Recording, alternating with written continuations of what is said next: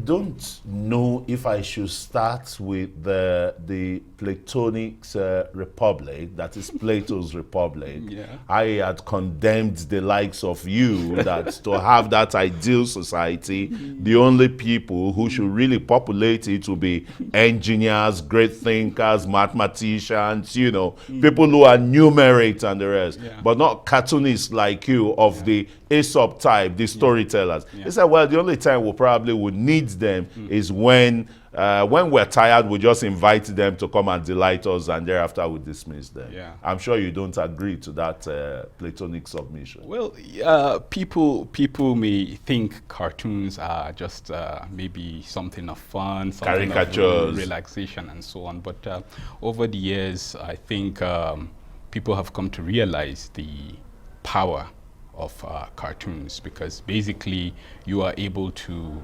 express an opinion within a very short span and a very limited space with limited words, and but even those that are not very, maybe literate or something, they can actually see this and understand what you're saying. And cartoons have help to shape or influence the politics and social life of people around the world. So I think cartoons are beyond just humor. In fact, sometimes when we make cartoons, we don't make them for people to laugh.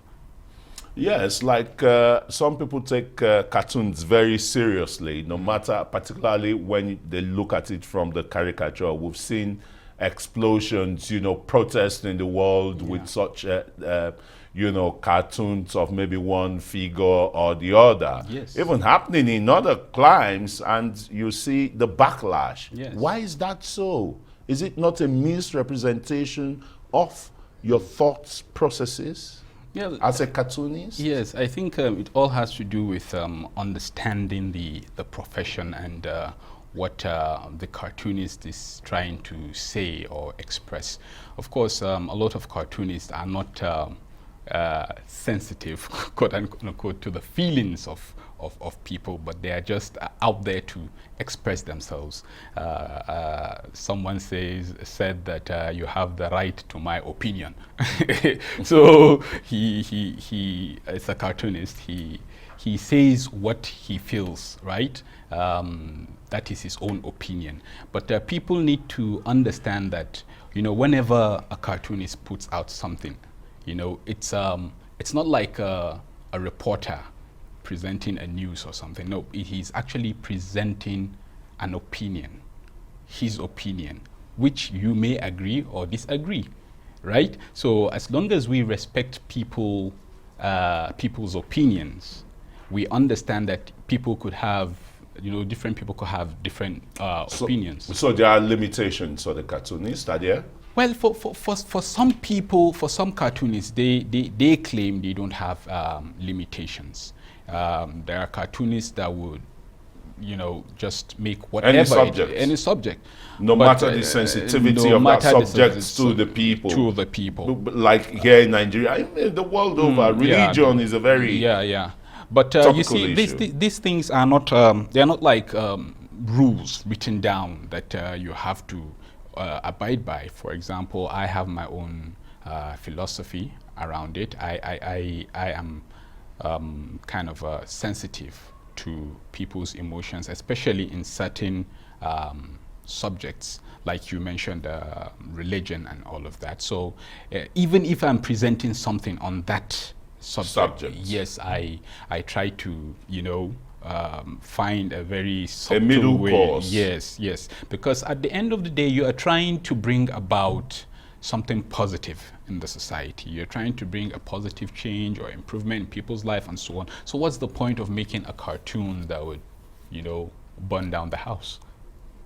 Yes, a cartoon that will burn down the house. And you said, it's an expression of your inner feeling, that which is already in the outer space. Yes. But Mustapha, tell me, you did not go to a formal school of arts, to hone your skills. No. But today you're one of Nigeria's finest cartoonists that even Mr. President commended you, as far back 5 years ago and the rest. Yes, yeah. Tell us, how did you start to hone your skills? Well, like most artists, I started right from childhood. I think from around the age of 4. Just scribbling on the floor. It was just something fun and all of that.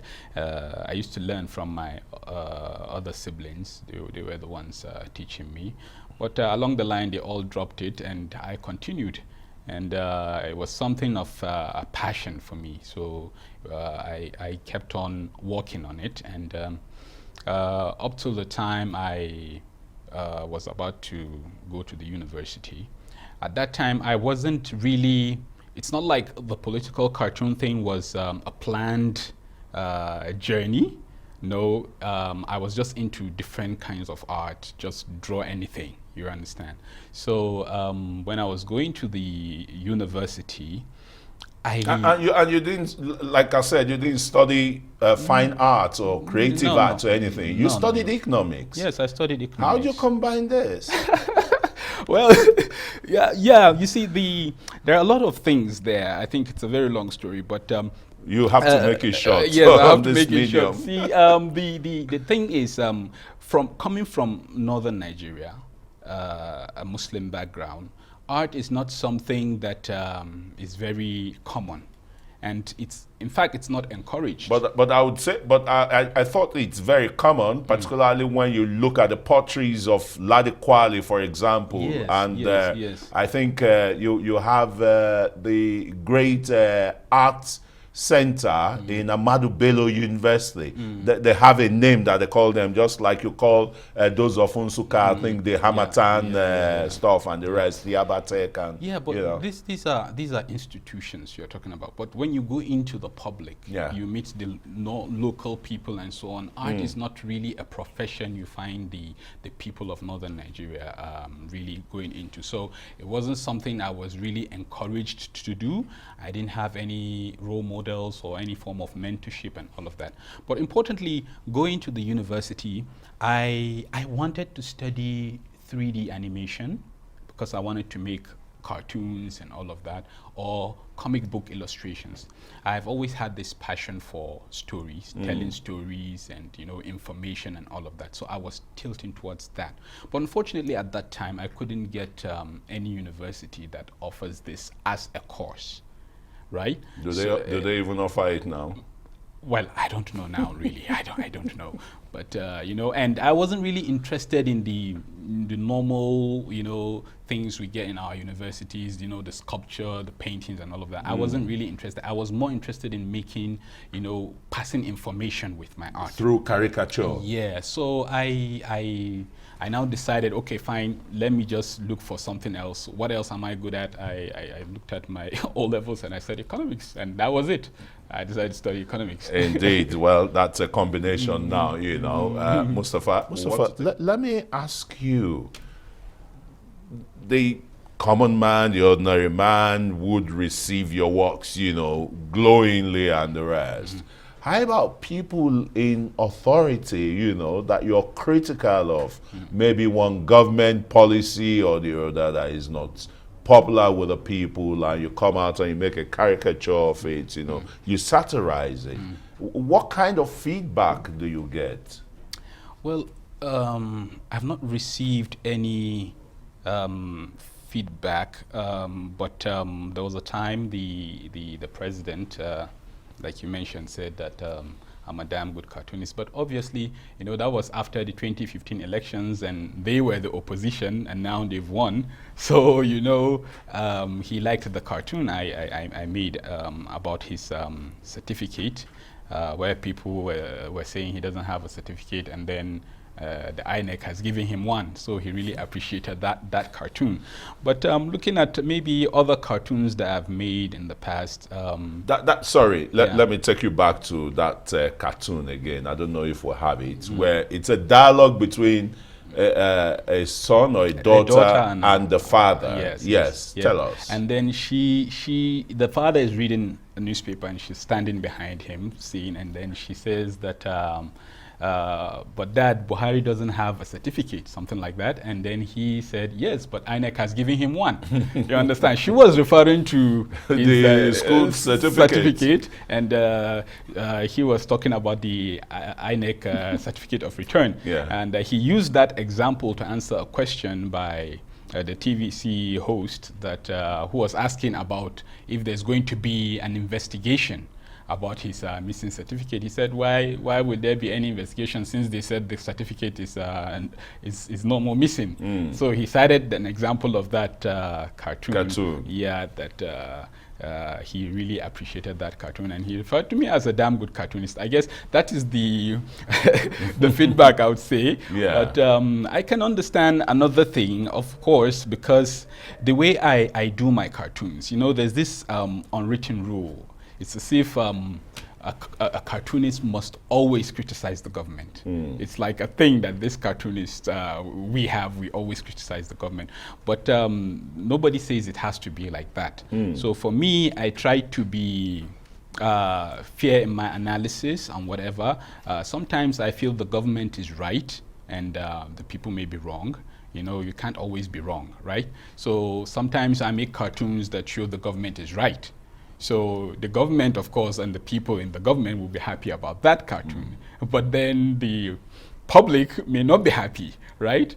And when you flip the coin, you know, I criticize the government, the public is happy, and then the government is not happy. But yeah, it's so sometimes they find it hard to actually criticize, comprehend or criticize where you are. Yes, because I you always take a middle course. Yes, you balance the scenario. Yeah. You don't have cartoonists in Nigeria. You have a formal association and the rest. Yes, we have. What is the mentoring, you know, like? We just started recently. We got registered, the Cartoon Association of Nigeria, Cartoon, and we've started working on some publications we like to do. You know, sometimes we have issues that generally we agree on, you know, as cartoonists, as the public, you know, like the issue of, say, freedom of speech, for example. You know, everyone knows that this is a constitutional right, and when you have a government that is trying to maybe infringe on that right, you understand? So people have to come out and say no to that. So these are issues that we agree on, because even cartoonists, they have different opinions. So do you see cartoon as a massive social mobilizer? Yeah, I believe so. I believe so because you know, when I upload my cartoons on the internet, you know, in the past I received very negative response, especially from the northern region, people from, but gradually they've come to understand. What's their response to that? Why negative response? You had said, though, art isn't popular there. Yeah. Well, not because art isn't popular, but because, you know, the people of the north are mostly in support of the Buhari government, right? And they voted for him in 2015. Right, and then also in 2019 massively. So it's like whenever you come out to say something that negates their own belief, they feel as if it's an attack on them. But it's not necessarily. It's not an attack.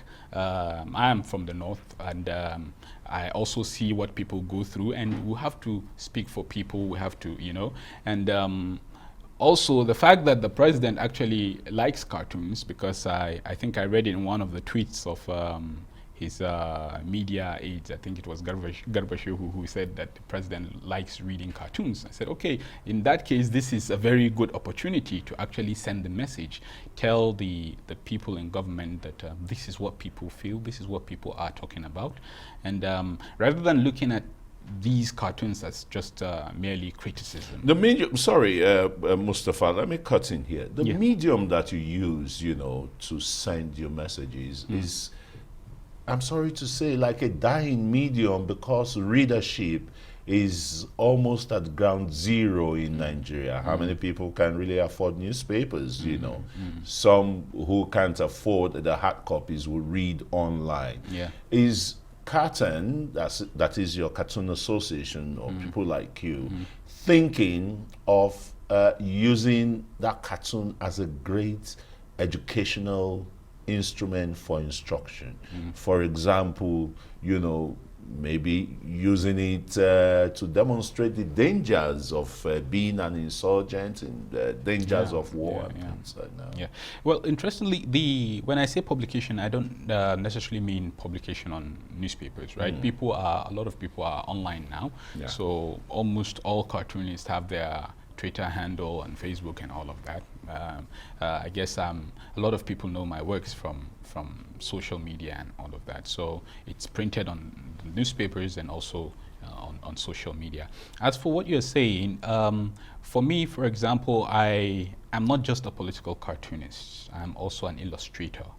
So I illustrate children's books, story books, textbooks, and things, instructional materials, and also comic books and all of that. And I used to love Billy Boots in the good old days. Okay. I don't know if Billy Boots. It's a comic series. Yeah, it's a football comic series. I see. Billy Boots would always come in at the dying minute when his team is losing 4-0 and wears his special boots, and before you know it, it's equalized. Yeah, I believe the way cartoons are and illustrations, they're very attractive. And we're not seeing much of that in television.